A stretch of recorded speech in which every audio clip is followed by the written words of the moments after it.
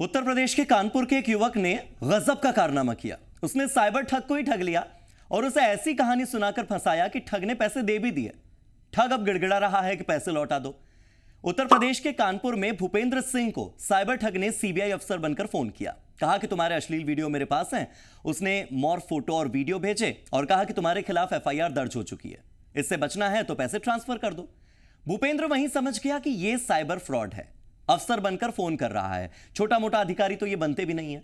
भूपेंद्र जो कि ग्रेजुएट है, नौकरी करता है, उसने खुद को स्टूडेंट बताया, उम्र में छोटा बताया और कहा कि अंकल प्लीज मम्मी को मत बताना, नहीं तो बहुत प्रॉब्लम हो जाएगी। हालांकि रियलिटी में भूपेंद्र की मां का निधन हो चुका है, उसकी मां इस संसार में ही नहीं है, पर उसने कहा कि मम्मी को मत बताना। ठग ने उससे कहा कि अब तो एफआईआर दर्ज हो गई है, केस को खत्म करने के लिए तुम्हें 16,000 रुपए का खर्च करना होगा, मुझे देने होंगे। भूपेंद्र ने कहा कि 7 मार्च को ठग का फिर से फोन आया, उसने फिर से पैसे मांगे। फिर मैंने कहानी बनानी शुरू की। उसने कहा कि कुछ दिन पहले मैंने घर से एक सोने की चेन चुराई थी, तो अंकल मैंने अपने दोस्त के सुनार पिता को वो चेन बेच दी है। चेन 40,000 रुपये में बिक जाएगी, मैं वो रुपया आपको दे दूंगा, तो चेन छुड़ाने के लिए मुझे आप 3,000 रुपये दे दीजिए। ठग ने 3,000 दे दिए, वो मान गया। फिर उसके बाद 500 रुपये और ऊपर से दे दिए। 9 मार्च को साइबर ठग का फिर से फोन आया, तो भूपेंद्र ने उसे दूसरी कहानी बताई। उसने कहा कि मैं जिस सुनार के यहां चेन बेचने गया था, उसने तो चेन रख ली है। वो कह रहा है कि तुम तो बच्चे हो, नाबालिग हो, अपने मम्मी पापा को साथ लेकर आओ, इसके बाद चेन के रुपये दे देगा।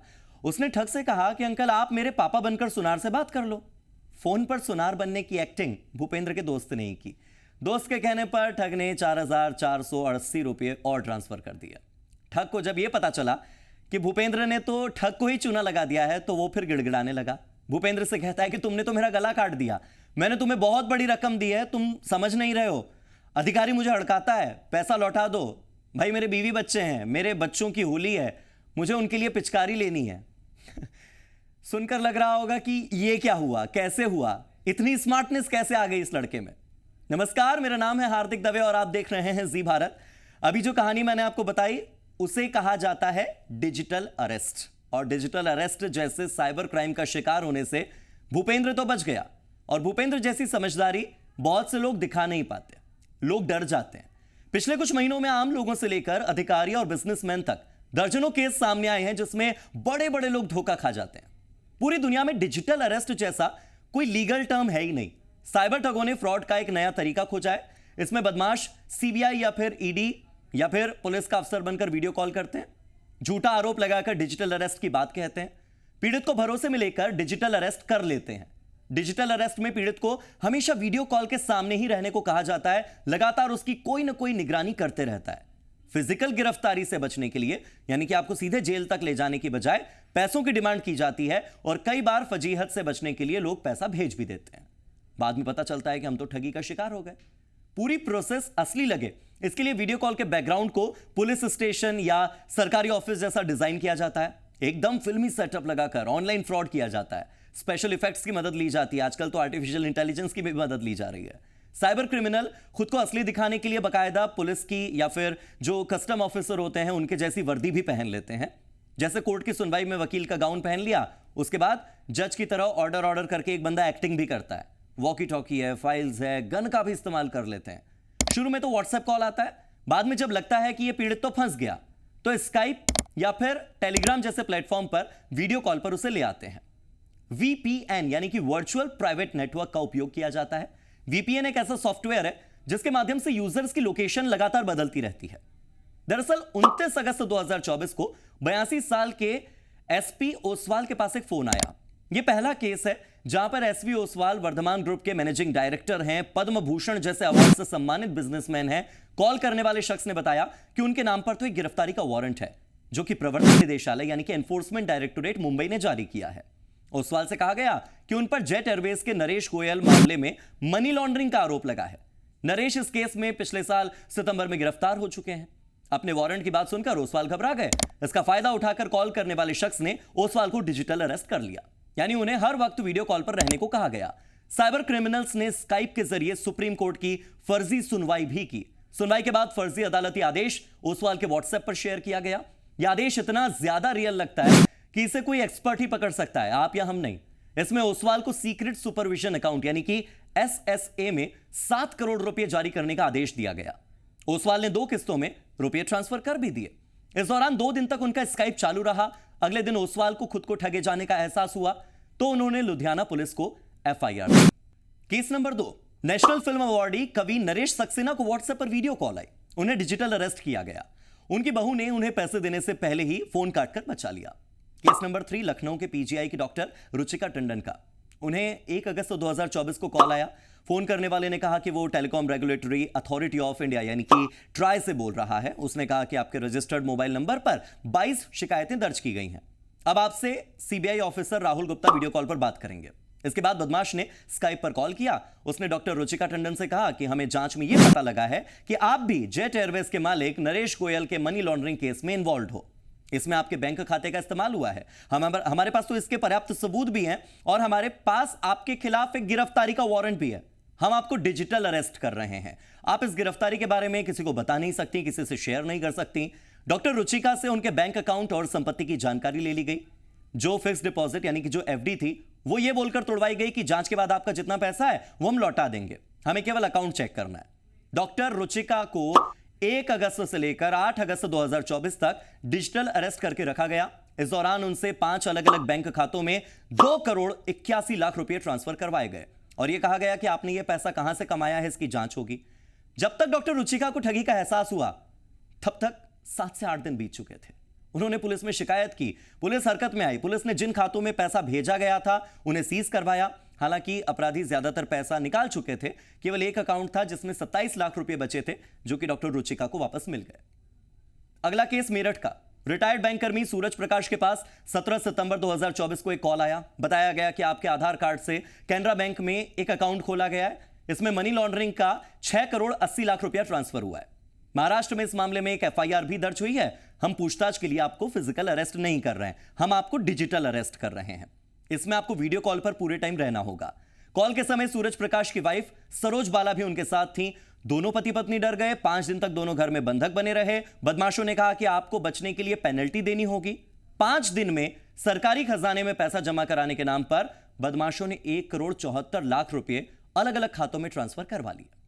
ये अलग अलग केसेस मैं आपको इसलिए बता रहा हूं क्योंकि सवाल जहन में यह उठता है सबको सुनने के बाद कि इन जालसाजों की बात पर इतने बड़े बड़े लोग भरोसा कैसे कर लेते हैं। आपको अगर ऐसा कॉल आएगा तो क्या आप विश्वास करेंगे? होता क्या है कि इस तरह के अपराध करने वाले बदमाश लोगों के दिमाग के साथ खेलते हैं। ये ऐसे लोगों को शिकार बनाते हैं जो कि साइबर वर्ल्ड और उसके टर्म्स से वाकिफ ही नहीं होते। ये अपने आप को बड़ी एजेंसी जैसे सीबीआई और ईडी का ऑफिसर बताते हैं। अपने शिकार को देश में चल रहे 1-2 महीने पुराने मामले में आरोपी बता देते हैं, जैसा कि ओसवाल और डॉक्टर रुचिका के केस में हुआ कि उन्हें जेट एयरवेज के संस्थापक नरेश गोयल से जुड़े मनी लॉन्ड्रिंग मामले में शामिल बता दिया गया। न्यूज में तो नरेश गोयल के बारे में आता ही है, तो ऐसे में पीड़ित सच मान भी लेता है कि हाँ, हो सकता है शायद ऐसा हुआ भी हो। पीड़ित को भरोसा दिलाने के लिए वो अपराध में शामिल हैं, वारंट सही है, कई तरह की चीजें बताते हैं, जैसे फर्जी सबूत। बदमाश जांच करने की बात करते हुए झूठे सबूत, झूठे कागजात, दस्तावेज और गवाह पेश करते हैं। कहते हैं कि हमारे पास तो आपकी गिरफ्तारी का वारंट है और ये टैक्टिक्स दहशत पैदा करने, अपनी बात मनवाने के लिए अपनाई जाती है। कई बार पूछताछ होती है, एक बार अरेस्ट कर ले ऐसा नहीं, पीड़ितों से कई दौर की पूछताछ होती है। इसके लिए जालसाज वीडियो कॉल पर ही खुद को पुलिस भी बना देते हैं, सीबीआई का ऑफिसर भी बना देते हैं, ईडी का अधिकारी भी बना देते हैं और जांच एजेंसियों के अधिकारी के तौर पर खुद को पेश करते हैं। जालसाज ये सब अपनी बातों को सही ठहराने के लिए करते हैं और धमकी भी देते हैं। ठग पीड़ित को गिरफ्तार करने की धमकी देते हैं या फिर परिवार के किसी अन्य सदस्य को हिरासत में लेने की बात कहते हैं। इसके जरिए ठग अपनी मांगों को पूरा करने के लिए पीड़ित पर एक तरह का इमोशनल प्रेशर बनाते हैं। ऐसे में एक प्रश्न यह भी आता है कि डिजिटल अरेस्ट से बचने के लिए पीड़ित करे क्या?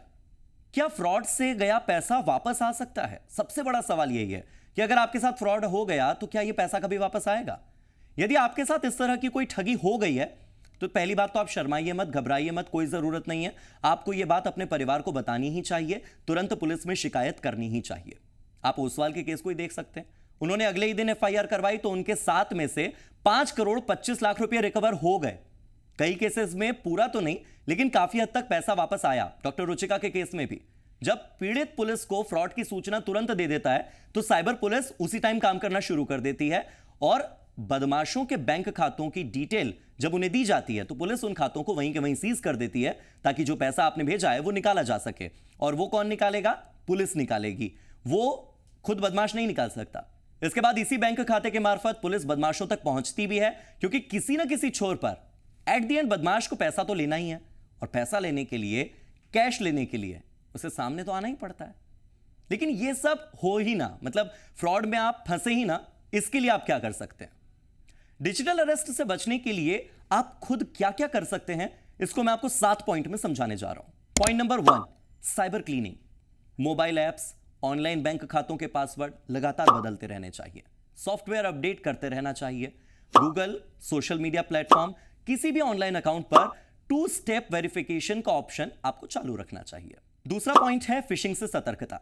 किसी भी लिंक पर क्लिक करना या अननोन सोर्सेज से जुड़ी चीज को डाउनलोड करना, यह सब गलत है, ये आपको नहीं करना है। ऐसी लिंक्स या जो फाइल हैं वो ठगी को साइबर वर्ल्ड में फिशिंग कहा जाता है। जैसे कि मछली खाना देखती है, कांटे में फंस जाती है, ठीक वैसे ही। तीसरा पॉइंट है सेफ डिवाइस का इस्तेमाल करना है। ओरिजिनल एंटीवायरस और एंटी मेलवेयर सॉल्यूशन का इस्तेमाल करके आप अपने डिवाइस को सिक्योर कर सकते हैं। डिवाइस के ऑपरेटिंग सिस्टम और एप्लीकेशंस को सिक्योरिटी प्रोटोकॉल के साथ अपडेट कर सकते हैं। चौथा पॉइंट है वीपीएन यानी कि वर्चुअल प्राइवेट नेटवर्क। वीपीएन का इस्तेमाल इंटरनेट कनेक्शन को एनक्रिप्ट करने यानी कि कोडिंग में बदलने के लिए किया जा सकता है, जिससे कि यूजर की गोपनीयता और सुरक्षा बढ़ती है। हालांकि फ्री वीपीएन सर्विस और ओटीपी का इस्तेमाल केवल आप भरोसेमंद प्रोवाइडर्स के लिए ही करें। आप हर किसी से ओटीपी मत शेयर कीजिए। पांचवा पॉइंट है ऑनलाइन सर्विस की निगरानी कीजिए।